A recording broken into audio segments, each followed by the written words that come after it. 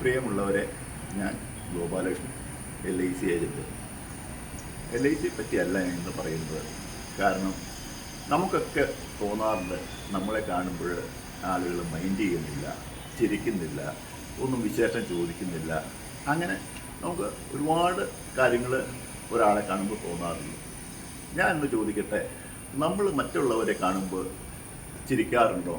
എന്താ വിശേഷം ചോദിക്കാറുണ്ടോ?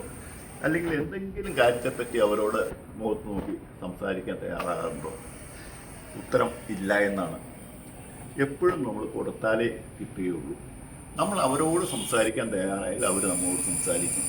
നമ്മൾ അവരെ നോക്കി ചിരിക്കാൻ തയ്യാറായാൽ അവർ നമ്മളെ നോക്കി ചിരിക്കും. അവരെ സുഖമാണോ എന്ന് ചോദിച്ചാൽ അവർ അതിന് മറുപടി പറയും.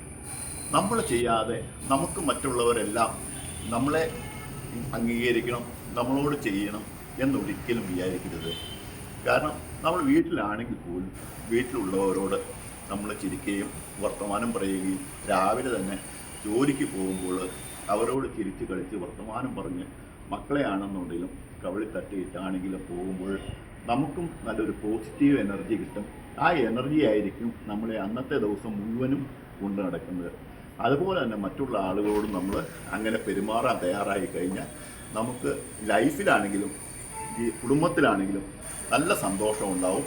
ധാരാളം ചിരിക്കുമ്പോൾ മുഖം വിടരുമ്പോൾ നമ്മളുടെ മുഖത്തിനും സൗന്ദര്യം ഉണ്ടാവും.